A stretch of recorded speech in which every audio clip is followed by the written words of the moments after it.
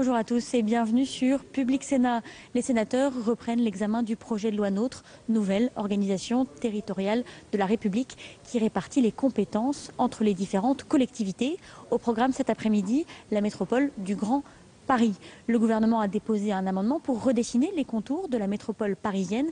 Objectif, intégrer dans ce périmètre des communes qui ont beaucoup d'entreprises et dans le même temps, faire du Grand Paris le trésorier, celui qui tient en quelque sorte les cordons de la bourse. L'objectif du gouvernement, c'est que le Grand Paris collecte les deux taxes qui ont succédé à la taxe professionnelle, la CFE et la CVAE, et qu'elle les répartisse ensuite entre les différentes communes. Le débat s'annonce donc tendu. Inutile de vous dire que les communes ne sont pas du tout contentes de cette mesure, elles qui voulaient plus d'autonomie dans leurs ressources financières. Tout de suite, direction l'hémicycle pour la séance. L'ordre du jour appelle la suite de la discussion du projet de loi portant nouvelle organisation territoriale de la République. Dans la discussion des articles, nous sommes parvenus au sous-amendement numéro 1129 rectifié, à l'amendement 1104 tendant à insérer un article additionnel après l'article 17 bis. Je vous rappelle que cet amendement a déjà été présenté et qu'un sous-amendement a déjà été adopté.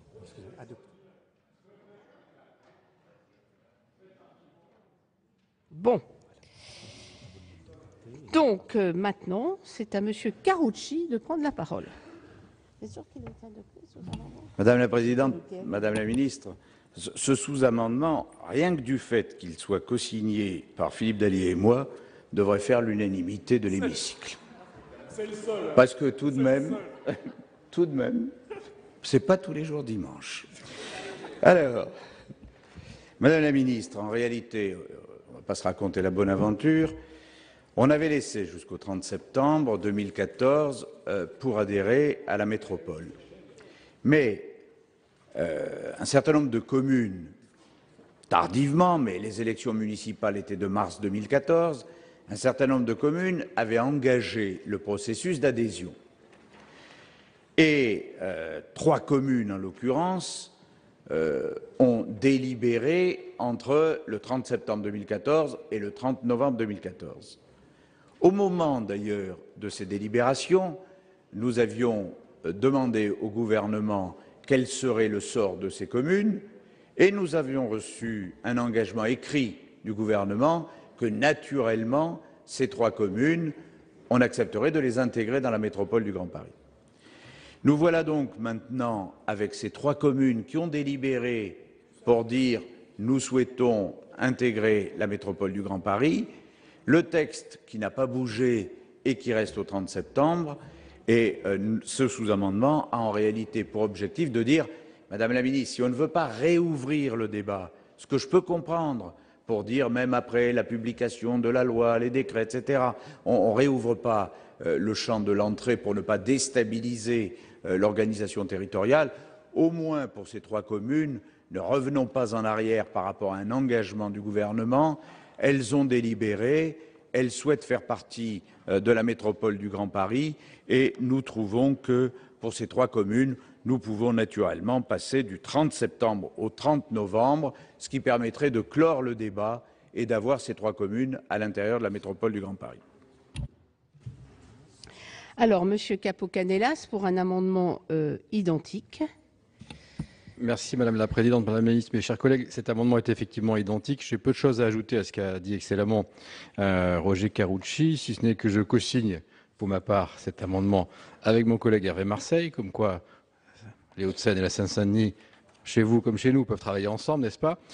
Et surtout souligner que je crois avoir compris qu'un engagement écrit avait été pris vis-à-vis de ces communes et qu'il me semble bon qu'il soit tenu. Donc si j'avais un peu de malice, je dirais que nous souhaitons aider le gouvernement à tenir l'engagement qui a, semble-t-il, été pris vis-à-vis de ces communes. Je voulais simplement ajouter que la stabilisation, disons, du dispositif futur et des compétences ayant pris un peu de temps, ce que chacun comprend, ces communes ont pu, de bonne foi, souhaiter y voir clair avant d'enclencher définitivement leur démarche et que, de toute façon, cette option existait, option d'adhésion, et qu'il est bon, me semble-t-il, qu'elle puisse prospérer. Merci. Est-ce que M. Favier rajoute quelque chose sur un amendement toujours identique? Non, Madame la Présidente, nous avons déposé un amendement identique, effectivement, pour permettre à ces 3 communes qui avaient délibéré au moment où, effectivement, il y avait une évolution profonde sur ce texte concernant le Grand Paris, de pouvoir faire en sorte que leur délibération soit effectivement validée, puisqu'elles ont été prises avant le 30 novembre. Bien, nous prenons maintenant l'amendement 1130 rectifié. Monsieur Carucci, il y aura 2 autres amendements identiques qui suivront.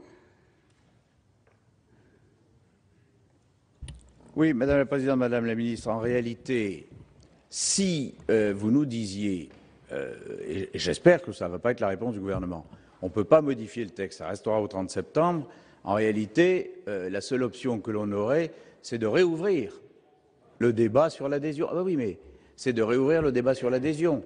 Et par conséquent, c'est presque un amendement, non pas de repli, mais un amendement de réouverture de la possibilité, dans un délai raisonnable, après naturellement la publication de la loi, dans un délai de 2 mois, eh bien, on permettrait aux communes qui le souhaitent de recommencer ou de refaire la procédure d'adhésion.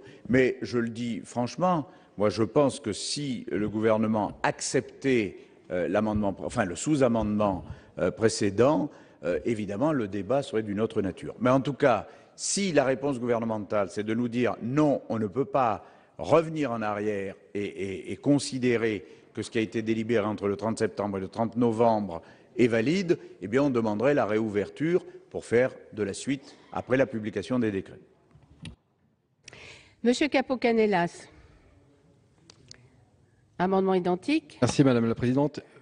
Une précision, là encore, cet amendement a une portée plus large, parce que le premier visait les 3 communes précitées. Celui-ci permettrait effectivement à toute commune souhaitant, dans le délai des 2 mois après la promulgation, adhérer, de pouvoir le faire. Et j'insiste sur le caractère plus large de la proposition, qui ne me paraît pas inutile. Merci, Monsieur Favier. Oui, Madame la Présidente, notre amendement effectivement commun permet d'ouvrir à nouveau donc ce délai permettant aux communes qui le peuvent ou qui le souhaitent de rejoindre donc la métropole du Grand Paris sur la base donc de nouvelles orientations données à la métropole et donc substantiellement également, on le sait, modifiées. Et ne sachant pas effectivement quand la loi sera définitivement promulguée, nous proposons donc avec nos autres collègues que cette possibilité faite aux communes limitrophes de rejoindre la métropole soit ouverte donc dans les 2 mois après la promulgation de cette loi. Monsieur Favier, vous pouvez peut-être présenter les 2 suivants. 1190, 1189 rectifié.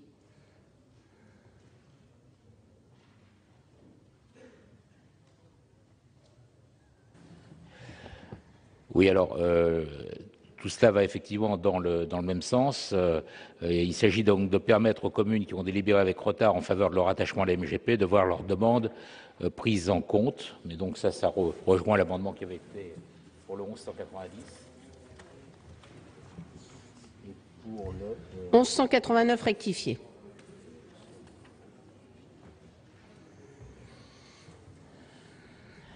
Alors, ce sous-amendement, lui, porte aussi sur cette question de la date limite qui permettait aux communes limitrophes et sous certaines conditions de rejoindre la métropole du Grand Paris.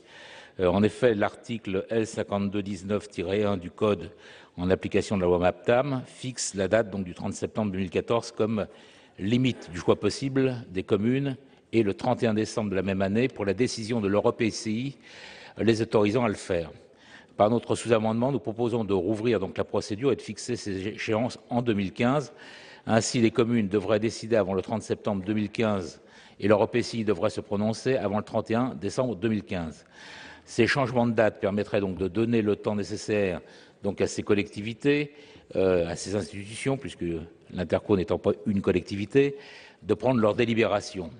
En effet, ne sachant pas précisément quand donc, la loi sera promulguée, et ayant évidemment cru comprendre que l'objectif du gouvernement est de le faire avant l'été, notre proposition permet que ces décisions donc, du bloc communal ne soient pas prises pendant la période des congés, dont chacun sait évidemment qu'elle est peu propice au débat qu'une telle décision suppose.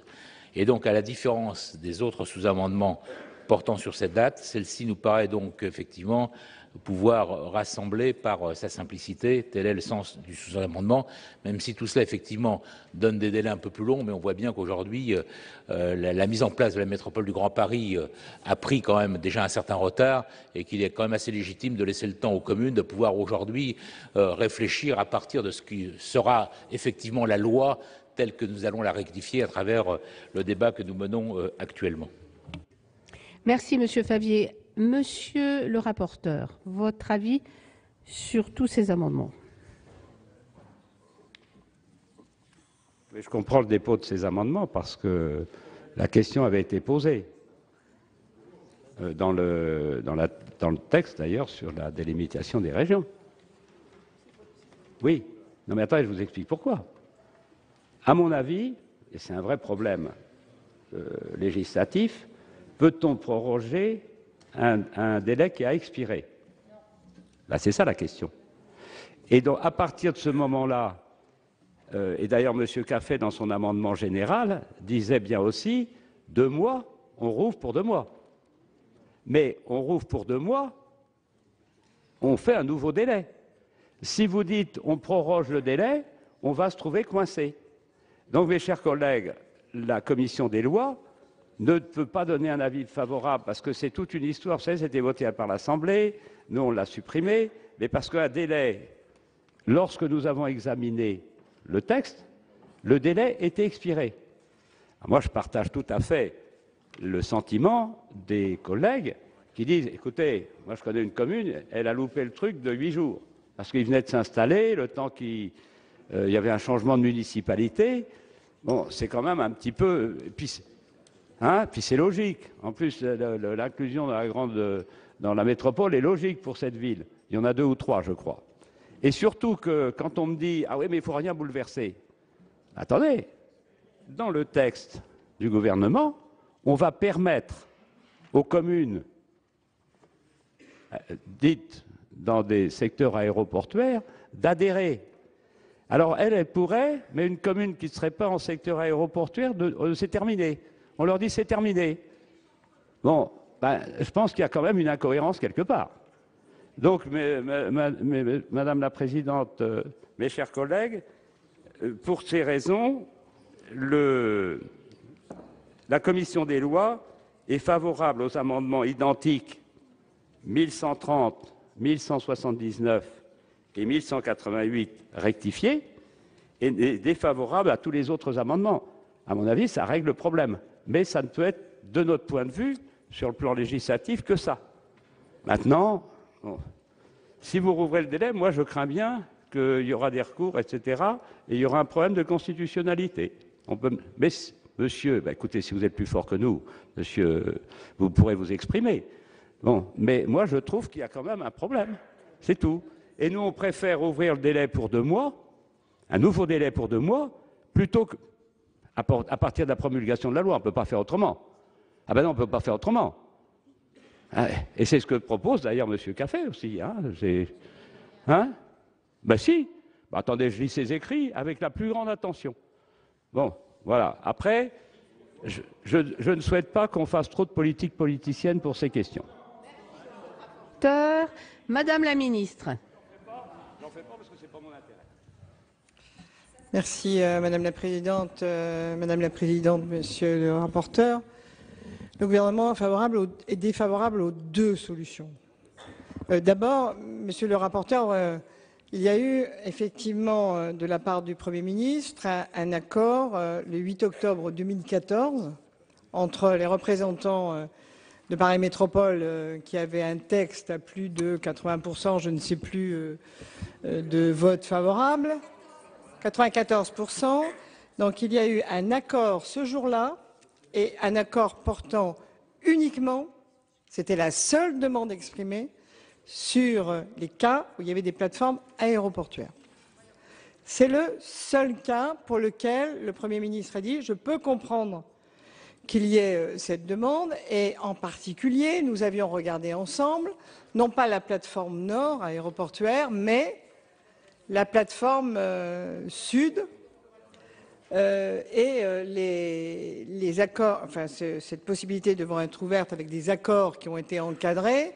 En aucun cas, les collectivités de la plateforme du nord de Paris n'ont souhaité cette solution, et nous n'avons donc pas de demande avec une majorité suffisante sur une des deux plateformes portuaires. Nous avons effectivement une seule demande sur une des deux plateformes portuaires, 2 ou 3 communes, par loin de la plateforme sud-sud-ouest.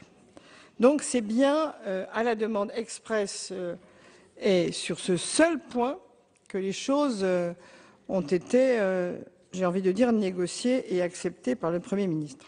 En revanche, Monsieur le rapporteur, vous avez raison. Soit on rouvre des délais et on est en grande difficulté, soit on fait une validation rétroactive. Et à mon avis, on est aussi en très grande difficulté. Et le juriste que vous êtes doit être aussi mal à l'aise que moi, dans un cas comme dans l'autre. Mais il y a d'autres éléments qui nous interpellent. Les communes, donc, avaient cette limitrophe de la métropole du Grand Paris, se prononcent donc dans les 2 mois, vous l'avez rappelé, qui suivent la promulgation, c'est-à-dire le 1er octobre 2015. Les communes membres de l'EPCI à laquelle appartient la commune limitrophe en question, qui demande son rattachement, ont 2 mois pour s'opposer à la majorité des 2/3 au départ de la dite commune. Nous sommes le 1er décembre 2015. Les projets de périmètre des établissements publics, les fameux EPT, sont transmis par le gouvernement aux conseils municipaux des communes membres de la MGP dès que le périmètre définitif de la MGP est arrêté. Les conseils municipaux disposent ensuite d'un délai de 2 mois pour rendre leur avis sur les projets des périmètres. Nous sommes le 1er février 2016. Et enfin, il y a une saisine, bien sûr, du Conseil d'État pour les périmètres en question. Nous sommes le 1er mars 2016. Rouvrir les délais, c'est ne pas créer la métropole au 1er janvier, parce que c'est impossible, compte tenu de ce rétro-planning que nous avons refait à partir de cette éventualité. Donc, c'est impossible. Si on fait quoi que ce soit, les 2 solutions étant juridiquement d'ailleurs attaquables, et nous le savons tous ici, dans les 2 cas, on ne réussit pas à répondre à notre engagement, qui d'ailleurs a été réitéré hier soir. J'ajoute qu'en amont de ce fameux accord d'octobre, qui n'a pas valeur de loi, bien évidemment, une négociation entre un exécutif et des représentants d'élus locaux, j'avais rappelé qu'avant même que tout ça ne se mette en route, après la loi MAPTAM, qui a fait d'ailleurs le tour de beaucoup d'intercommunalités, à l'intérieur du futur périmètre comme à l'extérieur, j'étais même allé également dans beaucoup de communes, nous nous étions mis d'accord avec beaucoup d'élus sur le fait que la métropole du Grand Paris, qui n'est pas régionale, je sais que d'autres avaient défendu cette position, avait besoin, à l'extérieur d'elle-même, de pôles forts qui s'organisent pour discuter avec elle et avoir meilleur aménagement possible et un meilleur équilibre possible. Et la grande crainte de tous ceux qui sont à l'extérieur du périmètre, c'est de voir un certain nombre de sources, j'ai envie de dire de richesse, d'une manière globale, que ce soit en termes de ressources fiscales ou bien d'emploi, rentrer à l'intérieur de la métropole et mettre en difficulté des territoires tout autour. On a bien eu ce débat dans beaucoup de départements concernés, en allant voir plusieurs communautés de communes ou communautés d'agglomération. On a donc pris l'engagement de faire cette discussion. On fait beaucoup de déplacements, les uns et les autres. Nous avons pu nous croiser sur un certain nombre de déplacements en question pour bien expliquer les enjeux à ce moment-là. Il n'était alors pas question de rouvrir une discussion que nous avons ouverte depuis hier. Donc, je continue à défendre cette position. Et je pense que la grande sagesse de la Haute Assemblée, c'est de ne pas prendre une décision qui est juridiquement... la deuxième est bonne. La première est juridiquement inacceptable donc repoussée, et la deuxième qui nous met en grande difficulté par rapport à la date de la création de la métropole. Dans les deux cas, l'une peut être attaquée, l'autre peut nous mettre en très grande difficulté pour créer la métropole. Donc c'est pourquoi, franchement, après avoir tout bien regardé, après avoir accepté la négociation qui a été mise sur la table par le syndicat appelé Paris Métropole, qui ne comprenait pas d'autres dispositions que celles qui ont été acceptées, le gouvernement ne peut pas être favorable, sinon nous serons les uns et les autres en grande difficulté.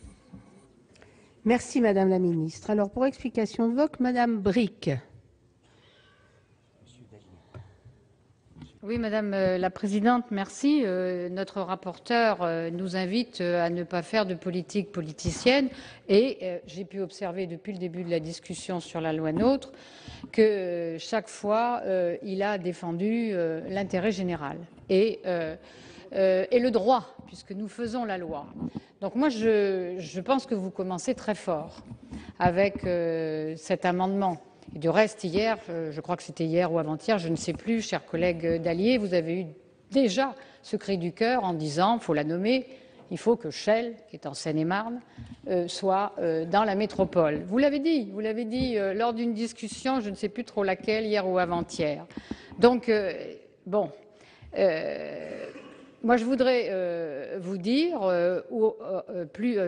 à l'appui de ce que vous a dit Madame la Ministre sur le délai, vous avez commencé, Monsieur Carucci, en disant « ne rouvrons pas le débat, il y a des communes qui ont délibéré après », mais on voit bien quand même qu'il y a eu un changement de la couleur politique de la ville et que, évidemment, on est en plein dans la politique politicienne. Et je voudrais dire à mes collègues UMP de Seine-et-Marne, je vois Madame Mello, que ce n'est pas en dévitalisant la première commune du département, qui, c'est vrai, jouxte la Seine-Saint-Denis, mais qui a été placée par le préfet de région dans une intercommunalité. Et en ce moment même, il y a eu une CRCI ce matin. Mon collègue Vincent Eblé, président du Conseil général par ailleurs, qui défend l'intérêt de la Seine-et-Marne, eh bien, a proposé à la Commission une grande agglomération qui regrouperait 3 communautés d'agglomération et 3 communautés de communes, avec une taille et qui est dans l'intérêt de la Seine-et-Marne. Et moi, je comprends très bien la métropole. Je le comprends très bien. D'une part, je pense que votre amendement va ne faire que retarder de la rendre plus opérationnelle. Madame la ministre vous l'a dit. Mais surtout, moi, je veux défendre l'intérêt général et l'intérêt de la Grande Couronne. Et quand tout ça a commencé à être discuté, mon collègue Vincent Eblé a bien précisé, et il n'était pas le seul, mon collègue Alain Richard aussi, qu'il n'était pas question de démanteler la Grande Couronne. Alors tout à l'heure, nous allons revenir sur les communes aéroportuaires et vous avez un sous-amendement qui fait sauter un verrou qu'a mis Madame la Ministre dans son amendement. Et j'aurai le même sujet à proposer. Donc je veux bien ne pas faire de politique politicienne, mais je le dis du reste souvent à mes collègues qui sont des régions autres que l'Île-de-France, qui considèrent toujours que nous sommes très riches et qu'il faut qu'on se dévoue. Vous savez, ici, c'est très difficile de faire entendre la voix de l'Île-de-France dans cet hémicycle. Et ils pensent que c'est en déshabillant la région Île-de-France qu'on peut habiller les territoires ruraux. Ce n'est pas en appauvrissant ceux qui ont le dynamisme qu'on va enrichir ceux qui en ont moins. Hein, c'est les mécanismes de péréquation. C'est les mécanismes de péréquation qui peuvent y satisfaire. Et c'est ici que nous avons fait le fonds de péréquation national. C'est ici au Sénat qu'on l'a fait. Nous étions dans l'opposition, dans la majorité sénatoriale, mais dans l'opposition nationale. Et on l'a fait avec un gouvernement de droite. Et nous avons toujours défendu le fonds de solidarité de la région Île-de-France. Entre nous soit dit, on en parlera quand il s'agira de mesures fiscales, il va falloir tout refaire. Bon, mais ce que je veux dire, c'est que ce n'est pas une date que vous nous proposez de changer, c'est le démantèlement d'un département. À ce moment-là, il fallait aller au bout de la logique et ne pas défendre les départements comme vous l'avez fait pendant des jours et des jours au nom de l'UMP. Il fallait dire il n'y a plus de départements en Grande Couronne. Mais s'il en reste, il faut qu'ils vivent. Et il ne faut pas leur enlever les villes les plus dynamiques et les villes principales du département. Merci Madame Brick. Monsieur Vincent Capo-Canellas. Merci Madame la Présidente, Madame la Ministre, mes chers collègues. Je voudrais d'abord dire à Madame Brick que, quand je l'entends, j'ai presque le sentiment qu'il y a une confusion. Le mécanisme n'est pas en cause ici. La loi précédemment votée, la loi MAPAM, l'article 12, prévoit la possibilité pour des communes de grande couronne d'opter pour la métropole. Donc ce dispositif, il existe. Nous ne parlons là que des dates et donc pas du mécanisme. Donc il ne faut pas nous dire que nous instituons la possibilité pour une ville de grande couronne de rejoindre la métropole. Cette possibilité, elle existe déjà dans la loi. Donc soyons très clairs sur ce premier point. Ensuite, deuxièmement, non, parce que Mme Brick nous dit finalement on va dépecer un département de grande couronne, mais ce n'est pas nous, c'est la loi qui est déjà existante. Ensuite, sur les conditions de mise en place, elles changent substantiellement avec cet amendement, chacun le mesure. Il suffit de voir la longueur de l'amendement et l'amplitude des changements qui sont proposés. Et dès lors, il n'est pas illogique de réouvrir la possibilité pour des communes qui, hier, ont pu dire, dans les conditions antérieures, nous ne souhaitions pas y rentrer, ces communes peuvent réouvrir le champ de la réflexion aujourd'hui. Donc je pense qu'il est logique d'en tenir compte en termes de délai. Nous verrons bien l'effet domino et le problème de rétroplanning qu'évoque Madame la Ministre, mais je pense que ces questions-là peuvent se regarder et que notamment la navette peut nous aider à régler les choses. Mais, Madame la Ministre, si cet effet domino est si compliqué que ça, pourquoi ne l'avez-vous pas pris en compte lorsque vous avez pris, semble-t-il, l'engagement écrit vis-à-vis de certains maires de modifier les dates? Alors aujourd'hui, vous nous l'opposez. Hier, il n'était pas présent, semble-t-il, à votre esprit. Je rejoins totalement l'analyse de Monsieur le rapporteur et, pour ce qui me concerne, je retire volontiers le 1178 au profit des amendements conjoints que nous avons avec M. Carucci, donc qui sont les 1179 et 1130, qui sont, me semble-t-il, plus efficaces. Et M. le rapporteur a bien voulu nous dire que c'était la meilleure analyse juridique. Donc, j'y souscris avec grand plaisir. Voilà ce que je souhaitais vous dire. Merci. Monsieur Dallier. Madame la Présidente, Madame la Ministre, mes chers collègues, je rappellerai tout d'abord que dans mon rapport de 2008, je suis le premier à avoir proposé le périmètre de la petite couronne en fusionnant les 4 départements. À l'époque, que n'avais-je entendu? C'est un monstre. Certains disaient c'est trop petit, il faut que ça soit la région, etc., etc. Mais si j'avais proposé ce périmètre, c'est parce que d'abord, constitutionnellement, c'était possible, que s'il me semblait beaucoup plus simple de fusionner des entités existantes, et j'avais même pris la précaution d'écrire dans le rapport qu'il ne fallait pas donner le sentiment à la Grande Couronne de vouloir effectivement la déshabiller par morceaux, parce qu'à ce moment-là, la question de l'existence et de la vitalité des départements de la Grande Couronne était posée. Donc, je ne suis pas un fanat, effectivement, du détricotage ou du grignotage de la Grande Couronne en limite de la métropole. Et je reste sur cette position. Ceci étant dit, nous avons une difficulté, je l'ai dit hier, et voilà pourquoi j'avais évoqué la ville de Chelles. Nous avons fixé ce fameux seuil de 300 000 habitants pour fixer les conseils de territoire, en respectant les intercommunalités existantes. Il y a des départements, Madame la Ministre, et c'est le cas de la Seine-Saint-Denis, où ça ne tourne pas. Et que vous avez beau pousser les frontières de tous les sens, vous n'arrivez pas à trouver quelque chose de pertinent. Alors effectivement, l'adjonction de la ville de Chelles permettrait peut-être de régler le problème. Je comprends que Mme Brick, j'en reviens sur un principe que j'avais plutôt édicté, et je comprends les difficultés que ça peut poser, mais si nous ne permettons pas effectivement à ces communes d'intégrer, alors il va falloir revenir sur ce seuil de 300 000 habitants, parce que ça ne tourne pas. Voilà. Donc moi, je suis favorable à une métropole intégrée qui s'appuyait sur des communes fortes. Et en première couronne, elles font toutes en moyenne 40 000 habitants. Vous avez voulu ces conseils de territoire, vous avez voulu ces pseudo-intercommunalités, on ne sait plus ce que ça va être au bout du compte, pour essayer de ménager la chèvre et le chou. Mais ça nous pose bien des difficultés. Alors effectivement, où on permet à certaines communes d'intégrer, ce qui permet de régler le problème des limites des conseils de territoire, ou alors, Madame la Ministre, et j'ai un amendement qui va dans ce sens, eh bien on abaisse le seuil de 300 000, parce que sinon on n'arrivera pas à quelque chose de cohérent et de pertinent. Marseille a la parole. Madame la Présidente, Madame la Ministre, oui, effectivement, je suis un peu surpris de ce débat. Mon collègue Capo-Canellas a rappelé les termes de l'article 12 de la loi MAPTAM. J'entendais Madame la Ministre qui disait qu'il y a eu des négociations, il y a eu des discussions, ce qui est vrai. avec Paris Métropole, avec le Conseil des élus. Mais c'est la loi qui l'a prévu. C'est la loi qui l'a prévu. La préfiguration, je le rappelle, dans la loi MAPTAM, avait pour objet de préparer les conditions juridiques et budgétaires de la création de l'établissement public de coopération intercommunale, de préparer les conditions dans lesquelles elle exerce ses compétences, et également de préparer la définition du périmètre. Donc c'est normal qu'il y ait eu un rapport qui a été remis dans le temps au gouvernement et qu'il y ait eu une discussion. C'est la loi qui l'a demandé.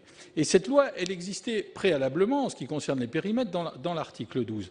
Alors aujourd'hui, on nous dit c'est la défense de l'intérêt général. Moi, je suis comme vous, Madame Bricq, je ne fais pas de politique. On est ici uniquement... Mais non, mais c'est bien connu. On est ici pour se raconter la bonne aventure entre gitans et si, ça s'apparente à ça. Ça s'apparente à ça. Et donc, on fait semblant de se raconter des histoires. La vérité, c'est qu'on se raconte l'histoire. Il faut sauver le soldat Éblé, parce que tout ça est lié aux élections départementales, évidemment, en Seine-et-Marne. Il faut appeler un chat, et qu'à partir de là, on nous dit le président du Conseil général s'oppose, parce que quand Shell était administré par un exécutif de gauche, il défendait l'intérêt général. Maintenant qu'il a changé de majorité, évidemment, il ne défend plus l'intérêt général, c'est bien connu.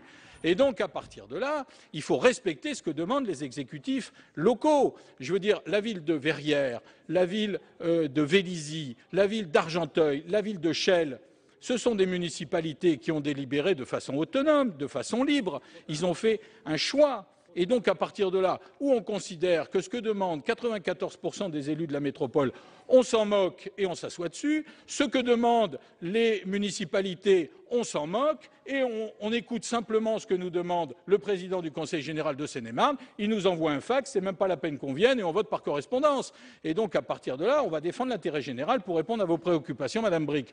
Donc, moi, je demande simplement aussi qu'on écoute ce que demandent les collectivités qui s'expriment librement. Effectivement, j'étais présent dans le bureau du Premier ministre avec le Conseil des élus, avec Paris Métropole, et il avait accepté, et par écrit, je me suis fait donner la lettre, j'attends qu'elle arrive, il avait accepté qu'on revienne sur ce débat. Et donc, c'est simplement l'acceptation de ce que demandent librement des collectivités. Donc à partir de là, on peut refuser. Moi, je comprends parfaitement les arguments juridiques que nous oppose Madame la Ministre. Il y a certainement des raisons juridiques qui justifient qu'on soit prudent, mais qu'on ne vienne pas nous opposer l'intérêt général. L'intérêt général, c'est simplement ce que demandent librement les collectivités qui se sont exprimées.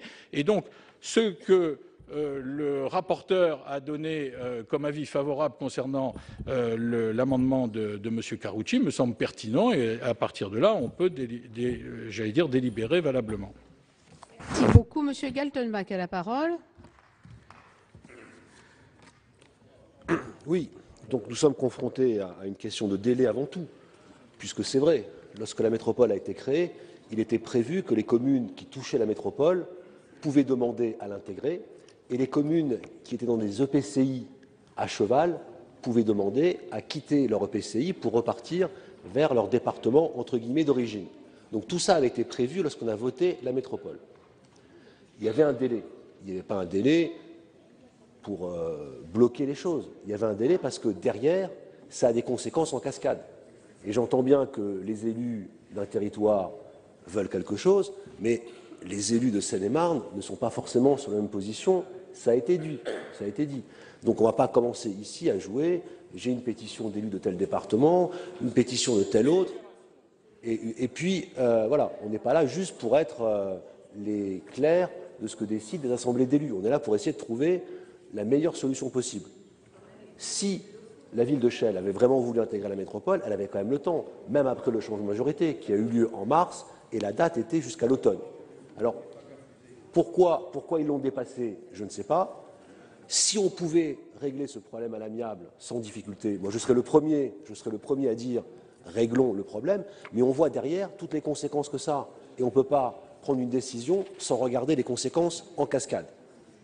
La première conséquence, c'est qu'en effet, ça détricote complètement le travail du préfet en Seine-et-Marne pour bâtir des intercommunalités qui, lorsqu'elles touchent la métropole, doivent faire 200 000 habitants. On ne peut pas évacuer ce problème d'un revers de main en disant C'est une ville de 50 000 habitants, on l'enlève d'un côté pour la mettre de l'autre, et tant pis pour la Seine-et-Marne, ils se débrouilleront pour arriver aux 200 000 en allant prendre des communes, je ne sais pas, monsieur S, vous connaissez la Seine-et-Marne mieux que moi. Donc ça pose déjà un problème. C'est vrai le seul problème qui est posé. Parce que les deux autres communes sont des communes qui sont sur Orly et qui sont touchées par le deuxième amendement. Puisque Verrières a refusé de rentrer dans la métropole et a délibéré pour en sortir, Argenteuil y est rentré et Vélizy n'a pas voulu y rentrer. Donc on est vraiment sur ce problème de Chelles. Voilà. Alors déjà sur Chelles, c'est un problème.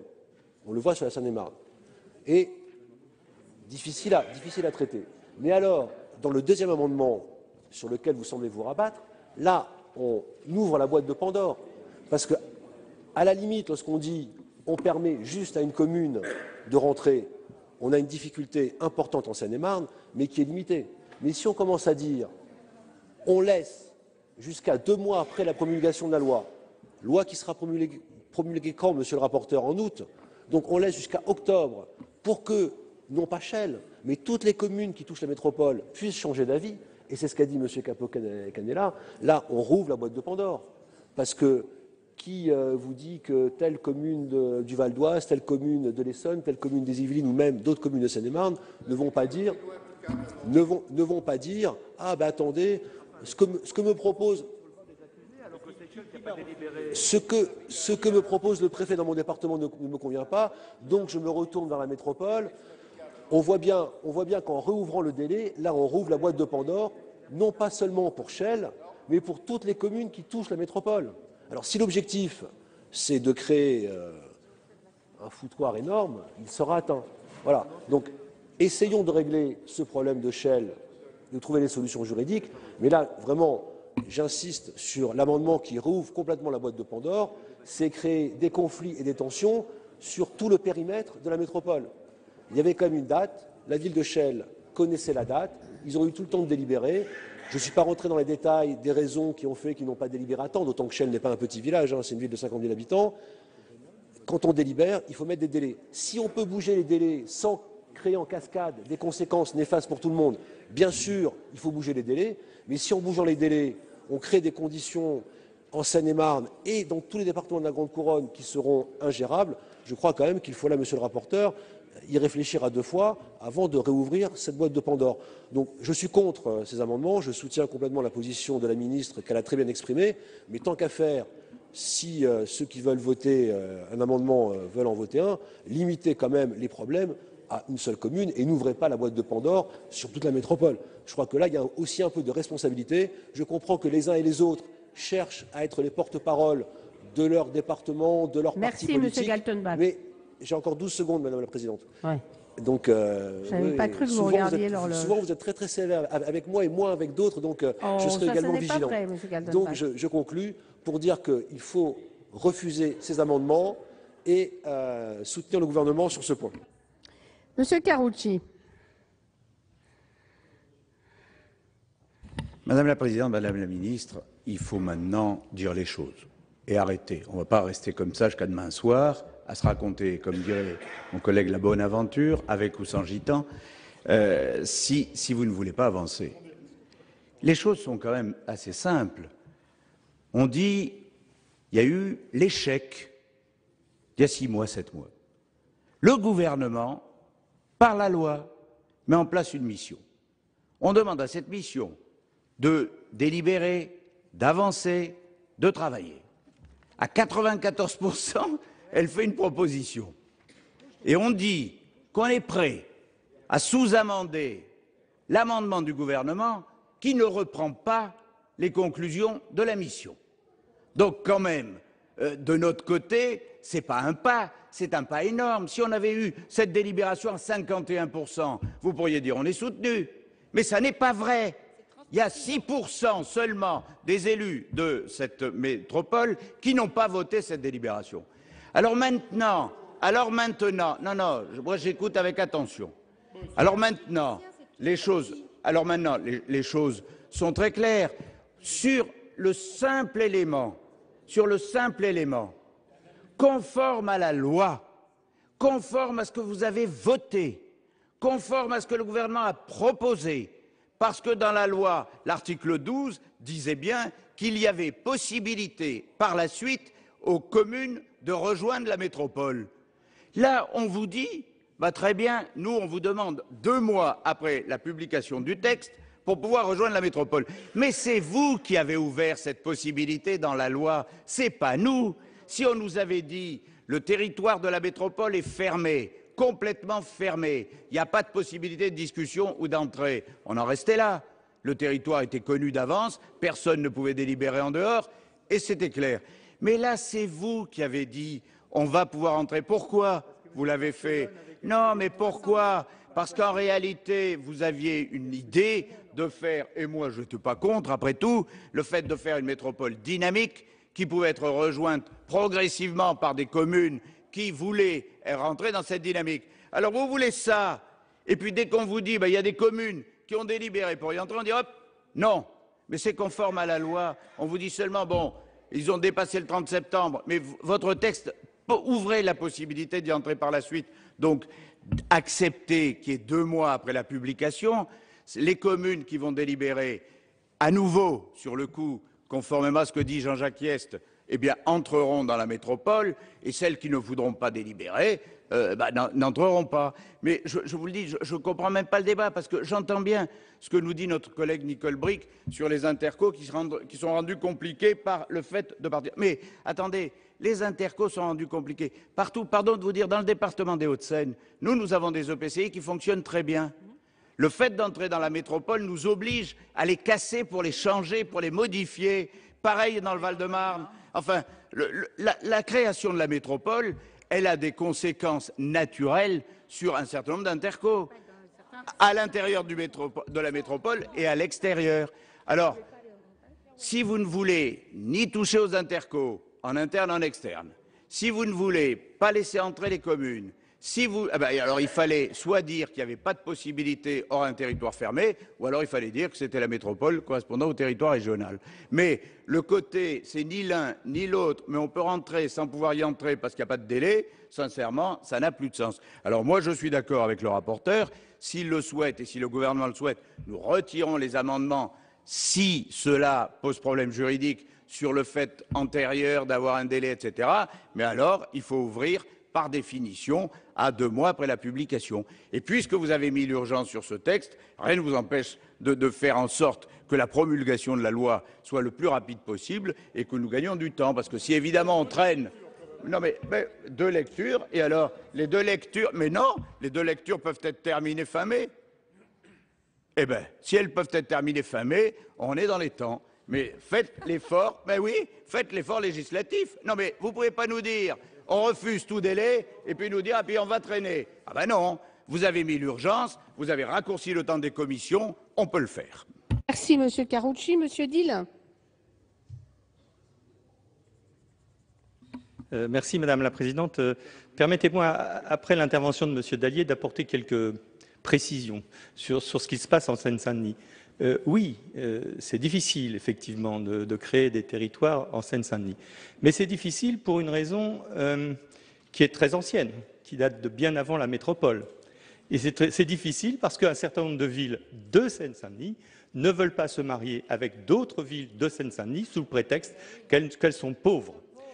Et ça ne date pas d'hier. Et je trouverais absolument étonnant et pas du tout conforme à l'esprit de la métropole, qu'on aille chercher Shell pour permettre à des villes qui ne veulent pas se marier avec nous de rester entre elles. Donc je suis pour une métropole dynamique, mais je suis aussi, Monsieur Karoutchi, pour une métropole solidaire. Et si on faisait ça, on serait très mal parti sur le plan de la solidarité. Merci Madame la Présidente. Monsieur Favier, vous avez la parole. Oui, Madame la Présidente. Peut-être quand vous aurez fini votre dialogue, mes chers collègues, me permettrez d'intervenir. Ça a été dit, à partir du moment où le Premier ministre a accepté, avec sagesse d'ailleurs, en octobre dernier, de tenir compte de l'avis des élus, à l'immense majorité des élus de l'Île-de-France, à 94%, pour que soit réécrit ce fameux article 12 de la loi MAPTAM, il est bien évident que les communes qui avaient délibéré, qui n'avaient pas, vont être confrontées aujourd'hui effectivement à un texte de loi très différent, très modifié par rapport au texte initial. Il est bien normal que toutes les communes périphériques qui, de par la loi, avaient cette possibilité éventuellement d'adhérer à la métropole, puissent aujourd'hui être réinterrogées. Ce n'est plus le même texte. Pourquoi? Parce que la métropole qui avait été prévue, qui avait été jugée inapplicable, était une métropole extrêmement centralisée, intégrée. Aujourd'hui, on est sur un modèle différent qui va garantir notamment des moyens, par exemple, pour les territoires. Ça change complètement la donne, y compris pour ces communes limitrophes, de savoir si aujourd'hui, dans ces conditions nouvelles, est-ce qu'il y a un intérêt pour elles d'entrer dans cette métropole ou pas. Et donc il est bien normal, ça me paraît tout à fait démocratique, que ces communes puissent, à partir du moment où la loi aura été promulguée, avoir un délai de 2 mois pour pouvoir effectivement adhérer ou non à la métropole. Alors on nous dit que ça ouvre la boîte de Pandore, mais attendez, c'est la loi qui a permis cela, il n'y a rien de nouveau. Certes, ça va peut-être allonger un peu les délais, mais compte tenu déjà des retards qui ont été pris entre nous, autant faire en sorte que cette loi s'applique dans de bonnes conditions et de la manière la plus démocratique qui soit, pour que toutes les communes puissent, en connaissance de cause, délibérer en fonction de ce nouveau texte, plutôt que d'essayer de faire quelque chose de bâclé dans la précipitation. Donc voilà, donc moi, si, pour des raisons juridiques, il y a une fragilité par rapport au premier amendement qui était posé par rapport aux 3 communes, moi je suis prêt aussi à retirer mon amendement et me rallier simplement donc à l'amendement qui ouvre ce délai de 2 mois, et nous retirerons les autres amendements. Merci, Monsieur Favier. Monsieur le rapporteur, vous avez la parole. Bon, je crois qu'on peut peut-être voter sur ce sujet, parce qu'il y en a encore beaucoup d'autres. Hein. Enfin, je vous le dis. Hein. Parce qu'on est au début des sous-amendements.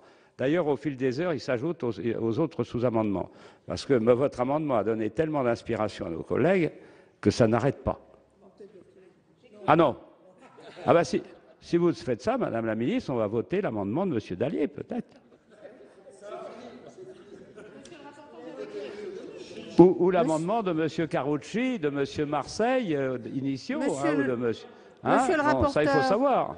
Bon, Monsieur le rapporteur, j'ai cru que vous m'aviez demandé la parole. Oui, non, Madame la Présidente, moi, ce que je ne comprends pas, il faut rappeler que c'est une initiative de l'Assemblée qui avait prolongé 2 mois.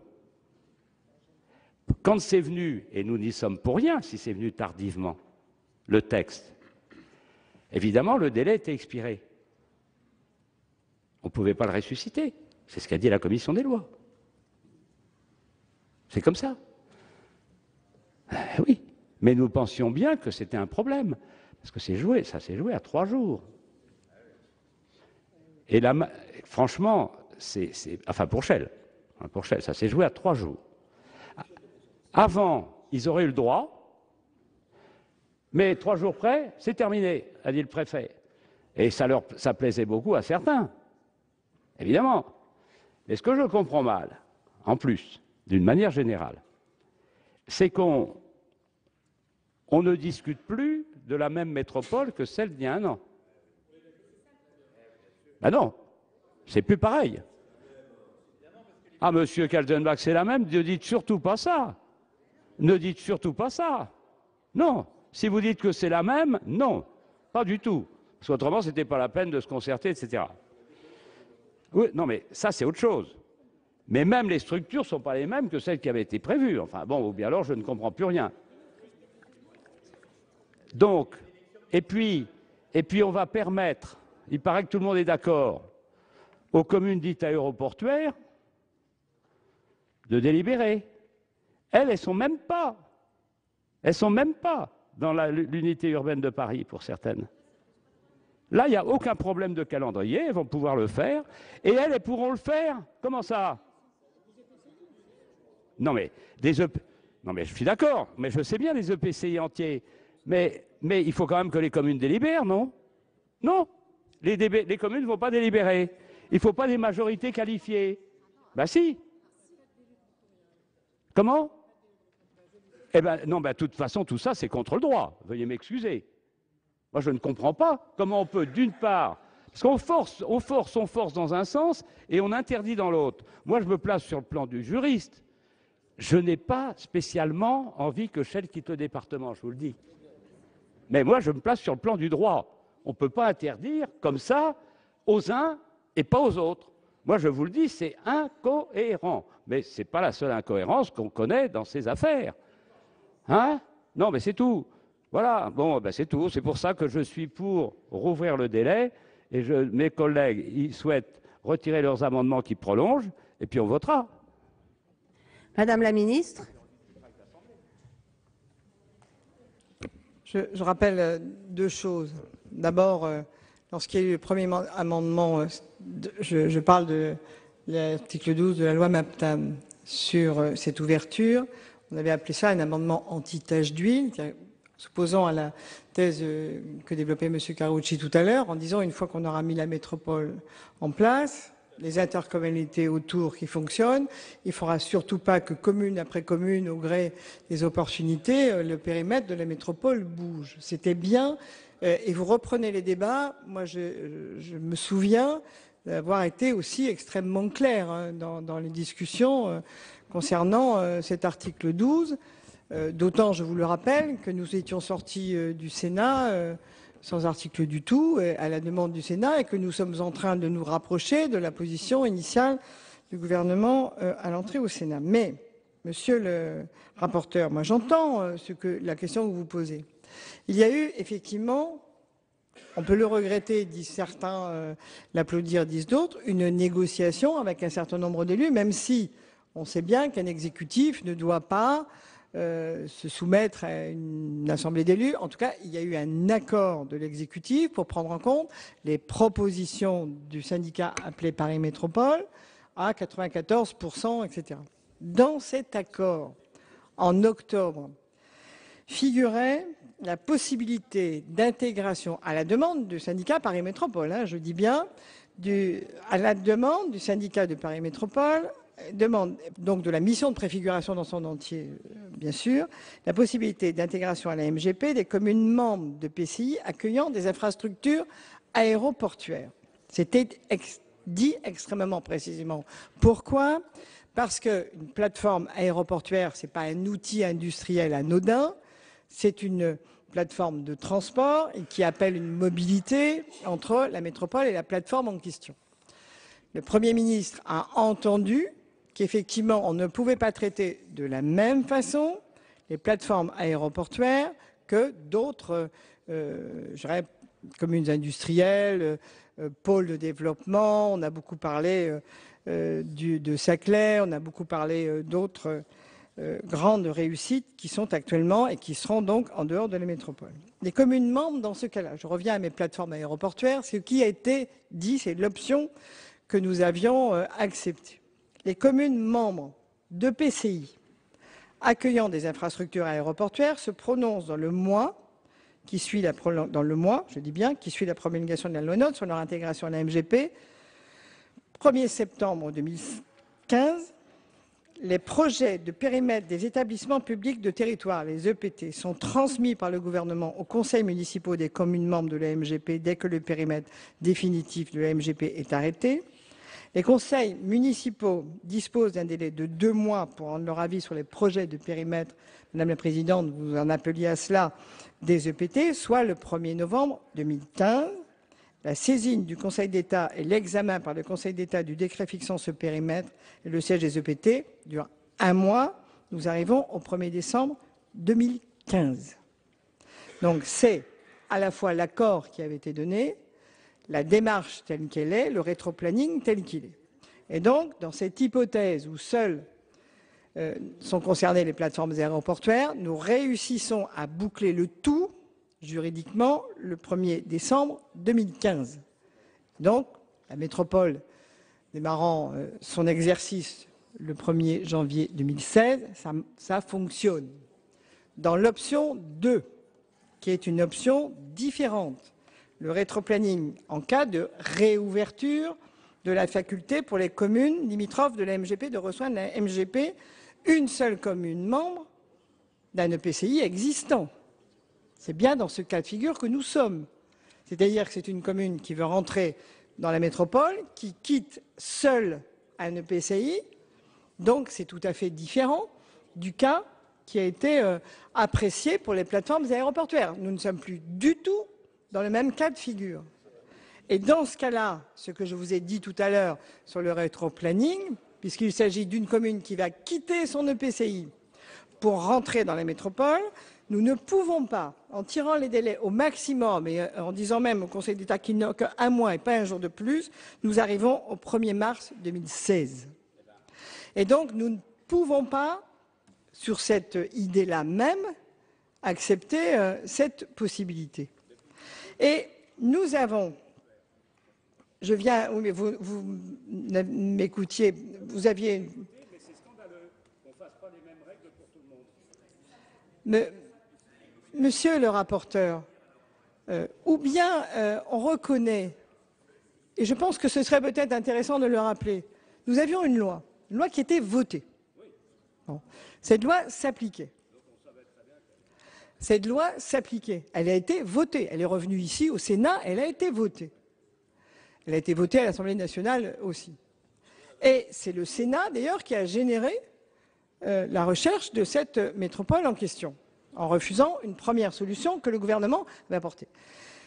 Nous avons accepté, contre l'avis par exemple de M. Gaudin, qui a fait un grand exposé dans un grand colloque à Marseille en disant qu'il trouvait inadmissible qu'on rouvre si peu de temps après un texte qui venait d'être voté, nous avons accepté d'écouter les propositions du syndicat de Paris Métropole et des 94% ou même 100%, peu importe, des élus concernés. Nous avons pris en compte les propositions et nous avons donc déposé au nom de l'exécutif un amendement. Dans cet amendement, nous respectons l'accord de 2014 pour lequel nous avions déjà le rétroplanning que je viens de vous dire, qui nous permet d'arriver au 1er décembre 2015 pour les plateformes aéroportuaires au sens de l'intérêt général. Et en particulier, puisque vous rentrez dans certains détails, Atis-Mons, Paris Vieille Poste, qui, dès le départ, ont demandé à pouvoir rentrer dans la métropole pour des raisons de ressources concernant l'aéroport d'Orly, puisque une partie de la plateforme aéroportuaire est dans la métropole d'ores et déjà, et une partie de la plateforme elle-même, y compris le bout des pistes, avec des hangars, est en dehors de la métropole. C'est ce cas-là que le Premier ministre a bien voulu regarder. Dans l'autre cas, le PCI, apparemment, n'a pas fait cette demande. Je ne sais d'ailleurs comment cela se passe, et je n'ai pas à regarder de plus près pourquoi nous n'avons que cette demande. Moi, je respecte, au nom du Premier ministre, l'entièreté d'un accord difficile d'octobre 2014 qui nous permet d'accepter une évolution et d'arrêter l'ensemble au 1er décembre 2015. Dans l'autre hypothèse, effectivement, on retrouve ce contre quoi on s'était battu, c'est-à-dire la métropole tache d'huile, dont certaines communes avec des outils importants peuvent intégrer la métropole. La métropole elle-même, un certain nombre d'élus à l'intérieur du périmètre de la métropole souhaitent va rentrer certains outils parce que la ressource rentrerait avec les communes en question. Mais nous nous sommes engagés dans le même temps à ne pas mettre à genoux ceux qui ne sont pas dans la métropole, c'est-à-dire à laisser à l'extérieur des plateformes industrielles importantes de recherche, de haute technologie. Et pour certaines communes, et je parle à Roissy particulier, nous avons quelques communes au nord qui nous disent que c'est la seule solution pour nous, pour trouver des solutions des problèmes d'emploi, de gens qui sont en grande difficulté, c'est que vous ne fassiez pas rentrer les 2-3 communes qui vont le mieux dans l'aire de Roissy et nous laisser sur le bord du chemin définitivement avec une vallée entre les deux